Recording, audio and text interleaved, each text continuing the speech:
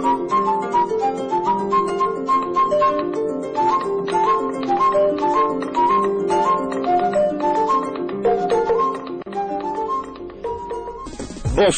Au sommaire de cette édition, une nouvelle stratégie dans la lutte contre Ebola. Il s'agit de l'installation de centres de transit. 13 centres vont être mis en place dans un premier temps. Environnement et les menaces qui pèsent sur la forêt classée de Koukou à Kindia. Des experts parlent de pression anthropique, des menaces à prendre au sérieux. À suivre aussi les échos du conseil d'administration de la Sotragui. La société opte pour une nouvelle directive de fonctionnement. Voilà pour les titres.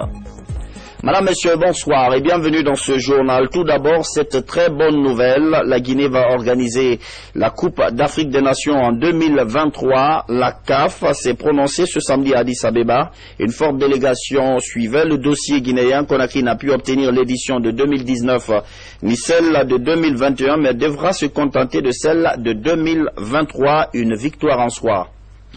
Et là, cette bonne nouvelle contraste avec la tragédie de Womé. Le CNC, Conseil national de la communication, déplore et condamne l'exécution des membres d'une mission de sensibilisation dans cette localité des Erékoré.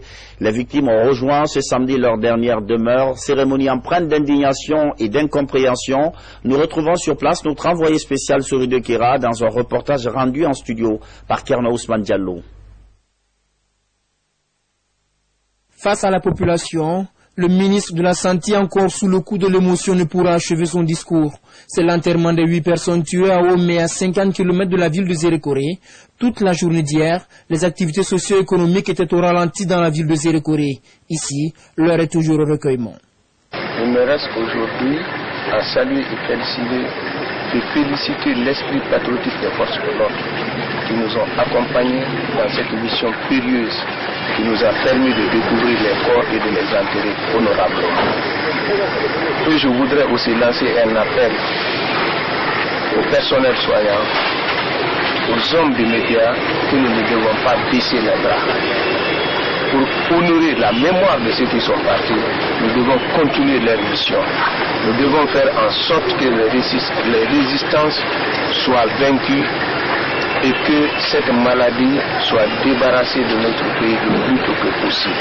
Les 8 personnes tuées à Womé l'ont été alors qu'elles sensibilisaient sur les méthodes de prévention contre le virus Ebola. Le gouvernement réitère à nouveau que les crimes commis ne resteront pas impunis. Toutes les choses sont déjà prises pour que les auteurs de ces crimes crapuleux soient démasqués et qu'ils servent d'exemple. Ils vont subir les rigueurs de la loi dans les heures qui suivent. Cet engagement du gouvernement remonte le moral des citoyens. Aux familles endeuillées, les membres du gouvernement ont présenté leurs condoléances du chef de l'État et remis une enveloppe symbolique. Pour que notre pays soit débarrassé de cette maladie, je rappelle que les victimes de cette tragédie étaient dans une mission de sensibilisation sur le virus Ebola. Ebola justement sur lequel on a fait le point ce samedi sur la tradition, au cours de la traditionnelle conférence hebdomadaire. Les chiffres ne sont pas rassurants. La commission interministérielle de riposte parle de 974 cas et 630 décès. L'occasion pour annoncer une nouvelle stratégie de lutte, l'installation de 13 centres de transit. Quel est leur rôle? Adia Toubari. Dans les différents centres de traitement du pays, 53 malades d'Ebola et 26 cas suspects sont actuellement hospitalisés. Sur la liste des préfectures antérieurement touchées par le virus Ebola, s'ajoute la préfecture de Dalaba. La préfecture de Dalaba, qui est rentrée dans la danse et qui a été contaminée, ce qui nous fait un total de 11 préfectures qui ont signalé et ont notifié des cas durant les 21 derniers jours. Cependant, le gouvernement et les partenaires renforcent les mesures de riposte contre la maladie. Ils envisagent la création de 13 centres transit Ebola à l'intérieur du pays. Nous avons remarqué que dès qu'il y a les premiers cas dans une préfecture, les gens ne sont pas préparés. Ça sème la panique au sein de la population, au sein des formations sanitaires. C'est pour cela que nous voulons mettre des centres de transit dans toutes les régions administratives du pays pour que dès que le premier cas arrive, qu'on ait déjà des gens formés à leur prendre en charge et à s'occuper d'eux, et qu'on ait aussi une infrastructure appropriée pour leur isolement. Malgré des fois l'adversité, les conditions difficiles de travail, nos partenaires continuent à nous accompagner, continuent à faire leur travail. Il n'est pas question qu'un événement comme celui-là vienne remettre en cause cette bonne collaboration qui commence à se mettre en place, même dans les zones où il y avait de la réticence. Donc nous allons aller au bout de nos enquêtes, au bout de l'aspect judiciaire, mais également de l'aspect social, afin que ce type d'événement ne se produise plus. Parmi les actions en cours menées par la Coordination nationale de riposte à Ebola figurent des mesures pour la rentrée scolaire en Guinée. Pour réussir dans cette tâche, elle propose 3 stratégies préventives au ministère de l'enseignement pré-universitaire. Il s'agit des fiches de renseignement pour tous les élèves, le dispositif de lavage des mains et la formation des enseignants en vue de réduire le risque de propagation du virus au sein des établissements scolaires guinéens. Réduire cette propagation avec aussi le concours des partenaires et l'implication de tous, c'est ce qui ressort de cette rencontre entre l'Assemblée nationale et l'ambassadeur du Royaume-Uni. Le chef de la délégation de l'Union européenne était également de la partie. Les entretiens ont porté sur comment impliquer la classe politique dans la lutte contre l'épidémie. François Lama. Le premier entretien avec l'ambassadeur du Royaume-Uni a permis un échange sur les moyens à déployer pour vaincre la maladie Ebola dans le pays. Le diplomate britannique a aussi rassuré la disponibilité de son pays à appuyer toutes les initiatives de lutte avant d'insister sur l'unité de la classe politique autour des mesures de riposte contre la maladie. C'est très important que la classe politique surmonte les divergences quotidiennes et se réunir en faveur de la lutte contre l'Ebola. Donc, peut-être passer une déclaration commune. Nous avons versé plus de 20 millions de livres sterling pour la lutte contre l'Ebola dans la région par les voies multilatéraux. Il faut maîtriser le problème pour que le pays puisse s'avancer. Ça touche l'économie guinéenne, ça touche la volonté des investisseurs de venir ici en Guinée aussi. Quelques jours après la présentation de ces lettres de créance, le chef de délégation de l'Union européenne était également venu pour la première fois échanger avec l'Assemblée nationale sur le programme qui urge, mais aussi réitérer le soutien de son institution à la lutte contre Ebola dans le pays. Je peux simplement confirmer que nous continuerons à appuyer la République de Guinée comme les autres pays touchés par l'épidémie à lutter contre cette maladie. Nous devons, en même temps qu'on mène cette lutte, c'est clairement la priorité du moment, mais en même temps que nous menons tous ensemble cette lutte, il faut penser aussi au développement futur de la Guinée, continuer les efforts de réforme qui ont été entreprises. L'apaisement politique est très important dans le contexte actuel, donc continuer à travailler sur le processus électoral pour que cela se passe dans de bons termes. L'appui institutionnel à l'Assemblée nationale et le renforcement des capacités des députés et du personnel de l'administration parlementaire ont été largement évoqués au cours de ces 2 entretiens séparés. Un des secteurs durement affectés depuis la déclaration de l'épidémie, c'est bien celui des agences de voyage. Elles ne font plus beaucoup de recettes. Le ministre du Tourisme leur a exprimé toute la solidarité du gouvernement dans cette épreuve, mais les a également appelés au respect des gestes qui sauvent. Aziz Baldé, Bernard Tonguino. Depuis l'apparition de la fièvre Ebola en Guinée, l'affluence n'est plus au rendez-vous dans les agences de voyage. Pour résoudre ces problèmes et surtout témoigner de la solidarité du gouvernement, le ministre de l'Hôtellerie, du Tourisme et de l'Artisanat échange avec les acteurs concernés. Au niveau de mon service, c'est 50% de travailleurs qui travaillent.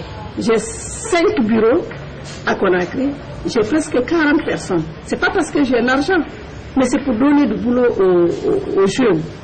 Je dis venez travailler, quand vous gagnez, on partage de peu qu'on gagne. Mais malheureusement, il n'y a pas de clients.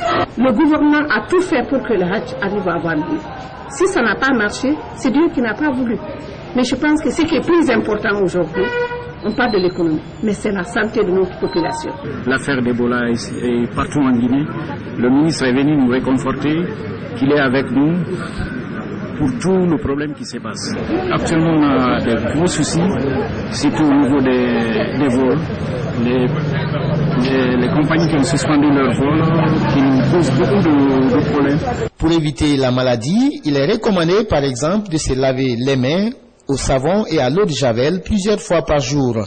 Partout, des désinfectants et cuves à eau sont visibles, une manière de limiter les risques de contamination. Nous avons des seaux, l'eau mélange avec du chlore et tout, donc pour chaque personne qui rentre, il lave les mains et tout, donc à chaque fois nous désinfectons aussi le comptoir et tout, donc nous essayons quand même de prendre des mesures pour au moins prévenir la maladie. Parce que s'il y a un secteur touché par le virus Ebola, c'est bien le secteur du tourisme et de l'hôtellerie. Donc si le ministre choisit de se déplacer aujourd'hui pour visiter les agences, je pense que ça ne peut que nous faire plaisir et puis nous encourager à mieux tenir.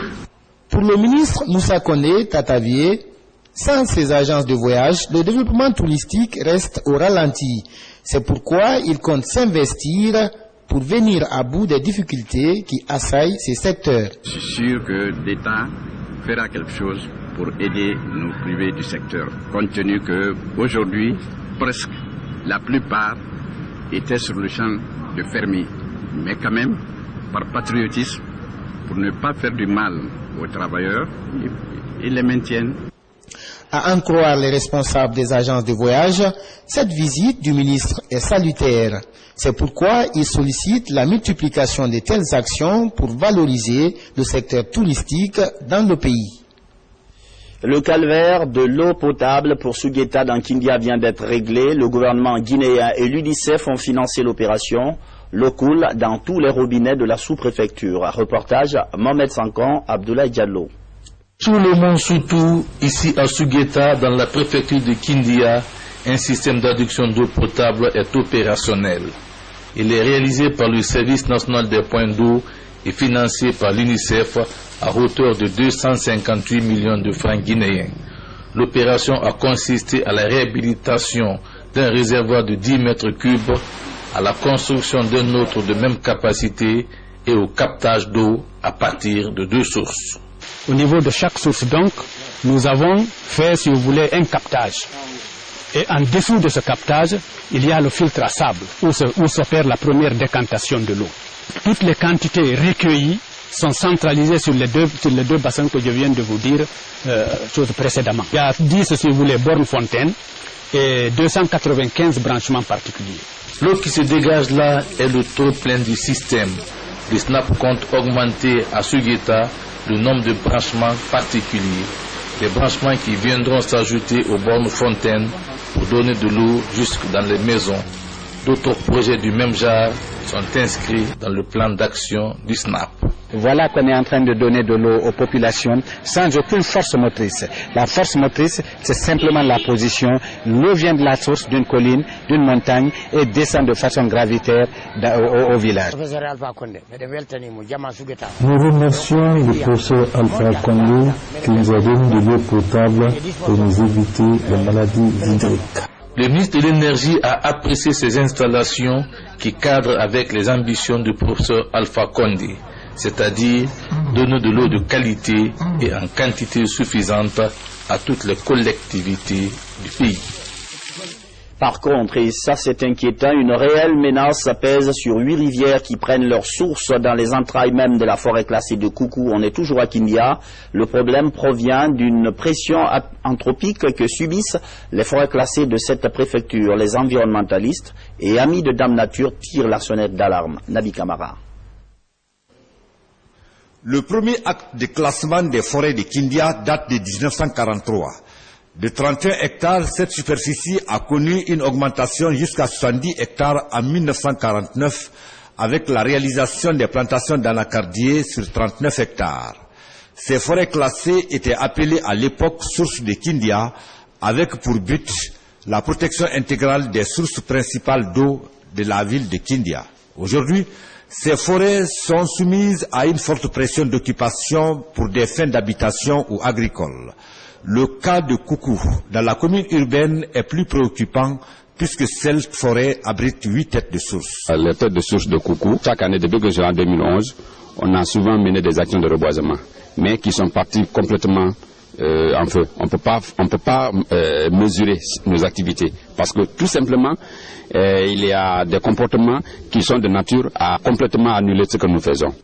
Sauver donc les 8 têtes de source dans la forêt classée de Koukou pour le plus grand bien des populations de la commune urbaine de Kindia et ses environs, c'est la préoccupation actuelle de l'ONG nationale, Association pour la restauration et la gestion durable de l'environnement. Depuis septembre dernier, elle mène une vaste campagne d'information et de sensibilisation des cadres et populations de Kindia, mais également exécute sur le terrain un programme de reboisement des têtes de source de Koukou. Nous avons initié un projet de gestion durable de la forêt de Koukou. Gestion durable qui a au moins un certain nombre de composantes. Régarnissement de la forêt galerie, introduction de l'arboriculture au sein de la forêt, aménagement des temps pour la pisciculture et d'espaces de récréation. L'ONG Ariged est créée depuis 2006. Son siège social est à Conakry, dans la commune de Kaloum. L'actualité, c'est aussi cette formation pour une 50aine de femmes au centre d'autonomisation de Kaloum dont on parlait tout à l'heure. Une formation en teinture et en haute couture. La phase d'apprentissage est terminée. Les bénéficiaires viennent de recevoir leur diplôme de fin de stage. Rose Pocho. Des robes, des chemises et même des porte-monnaies exposés ici attirent aujourd'hui de nombreux clients. Ils sont confectionnés par ces femmes formées par le Centre d'autonomisation et de promotion des femmes à Kaloum. Après une année d'apprentissage, les voici au terme de leur formation. On est tous heureuses pour apprendre cette métier. Parce que sans métier, une femme n'est rien. Aujourd'hui, on se sent bien maintenant. Parce qu'avant, on ne faisait pas ça ici. On faisait seulement la teinture avec la broderie. Une formation réussie grâce à l'appui des autorités du ministère de l'Action sociale et de la promotion féminine. Ceci pour répondre à l'appel du chef de l'État à l'endroit des jeunes et femmes. Cette fois-ci, nous avons pris 50. Notre vision est de multiplier ces chiffres par 10. C'est ce qui nous a d'ailleurs encouragé à rénover le local et à créer beaucoup plus d'espace. Et déjà, nous avons lancé un appel d'offres avec les partenaires techniques et financiers. Nous avons eu l'accord avec l'UNFPA de nous donner des équipements, les machines à coudre. Et nous en avons fait aussi avec l'ambassade de Chine qui a donné son accord pour acheter une certaine quantité de machines. Je pense que le matériel pour l'apprentissage est déjà acquis et les filles ne manquent pas aussi sur le terrain. L'action est saluée par le partenaire au développement. Bientôt, 300 autres jeunes filles et dames seront également formées à l'intérieur du pays. Nous avons un projet en vue de formation de 300 filles que nous allons faire à Dubreka et à Kindia. Et à la suite de ça, il y aura un accompagnement. Tout un processus de formation qu'on compte lancer bientôt avec le ministère de l'Action sociale, de la promotion féminine et de l'enfance. Créés en 1973, les centres d'autonomisation et de promotion de la femme, connus auparavant sous le nom de centres de promotion féminine, s'orientent dans la formation des femmes, dans les domaines de la teinture, de la saponification, la haute couture et autres métiers liés à l'épanouissement de la femme guinéenne. La confection de ces produits est beaucoup convoitée par les Guinéens, mais aussi les expatriés. Puisqu'on parle de formation, le Maroc est un véritable partenaire dans ce secteur. 27 boursiers d'écoles techniques de Guinée y sont actuellement pour y poursuivre leur formation. Départ mercredi passé sous les yeux du ministre Damanta Albert Camara. C'est le fruit d'un accord signé avec le royaume chérifien lors de la visite du roi Mohamed VI à Conakry. Moussa Komara.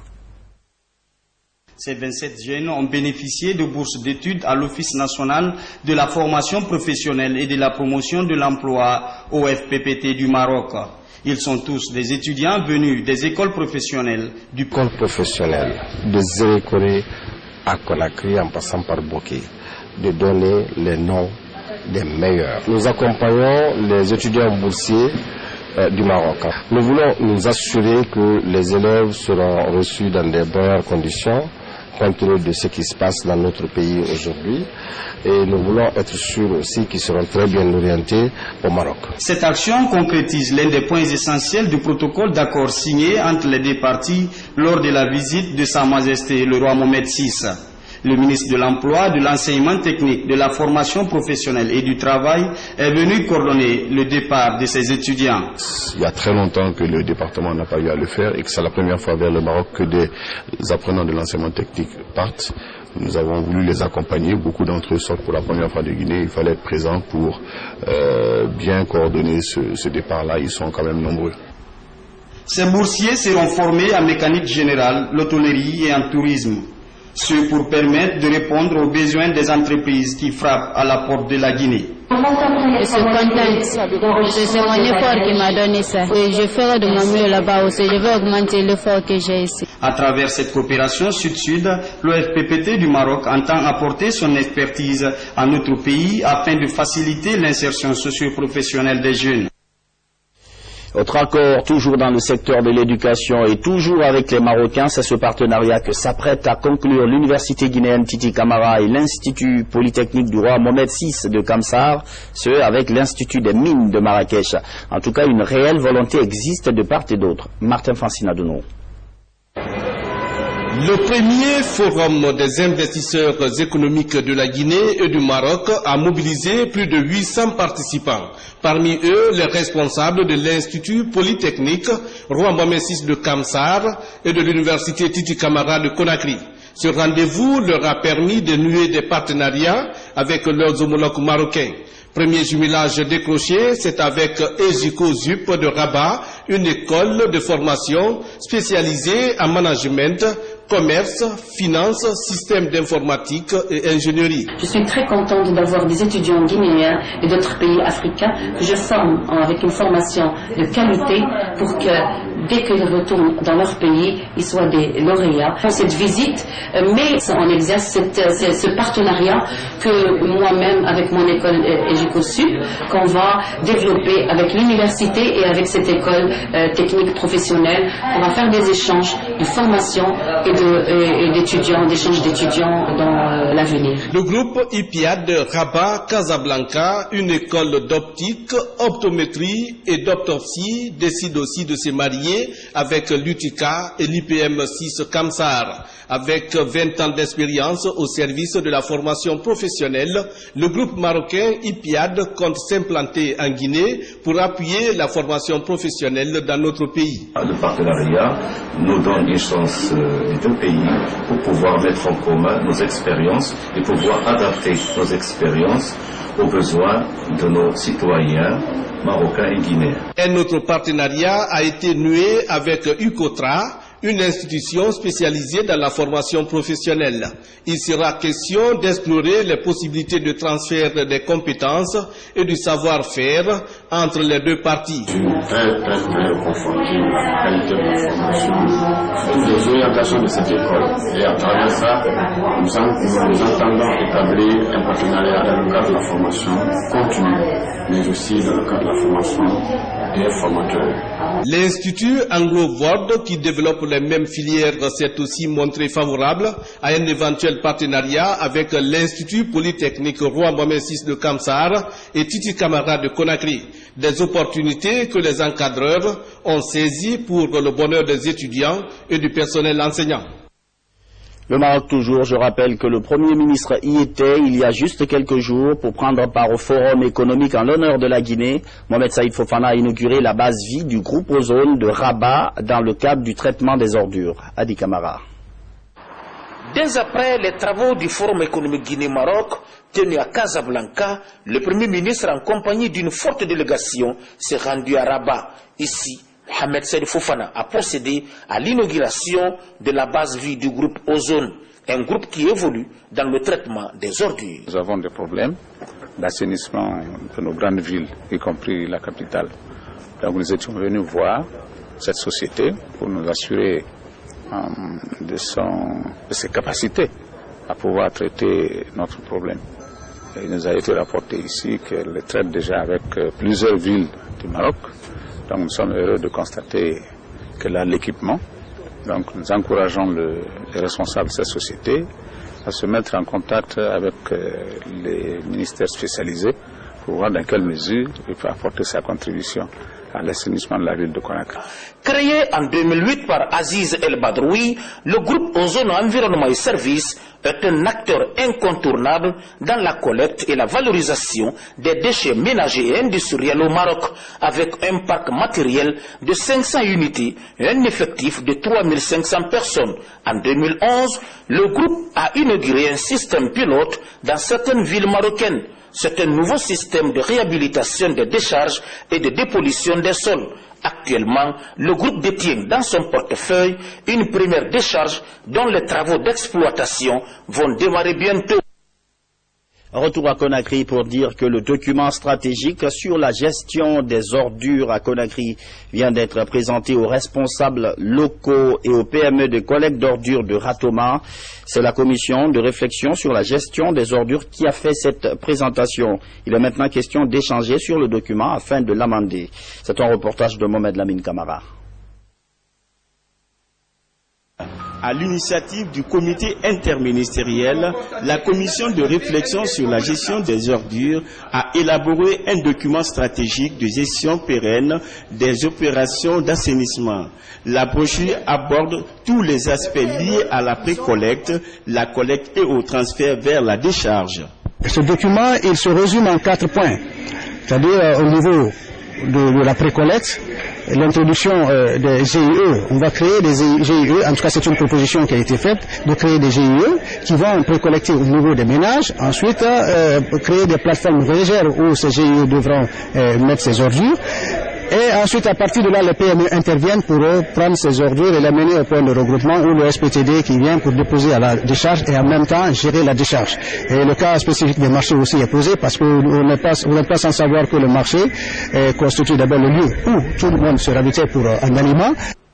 Ce document est soumis aux responsables locaux et aux petites et moyennes entreprises de collecte d'ordures de Ratoma pour appréciation. Il faut que je précise que SPTD, le service public de transfert des déchets, accepte de dégager les ordures. Sinon, les communes ne seront pas efficaces, les PME ne seront pas efficaces. Les PME sont chargés des précollectes pour les réunir au niveau des points de regroupement. SPTD est en charge d'enlever des points de regroupement vers la décharge. On est prêt à créer de l'emploi. Et nous venons pour alléger les charges de l'État. Nous n'avons pas besoin de subventions. Nous voulons tout simplement que le SPTD remplit sa part du contrat. La synergie des secteurs privés et publics s'avère nécessaire pour la réussite de la gestion des ordures à Conakry. Cette initiative sera élargie aux autres communes de Conakry. Les GIE, ce sont des groupements d'intérêt économique.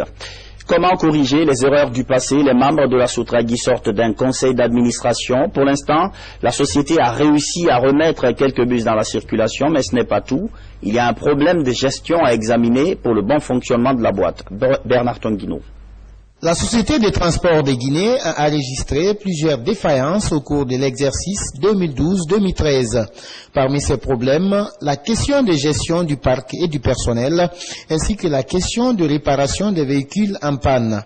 C'est pour passer en revue l'ensemble de ces préoccupations que le conseil d'administration se retrouve ce vendredi. Nous avons pensé mettre en place à compter d'aujourd'hui un contrat d'objectifs qui va comprendre toutes les recommandations sur les procédures de la Sotragui, ainsi que les recommandations et résolutions du conseil d'administration qui restent non appliquées. Au terme de cette concertation des membres du conseil d'administration, un nouveau contrat d'objectifs est défini.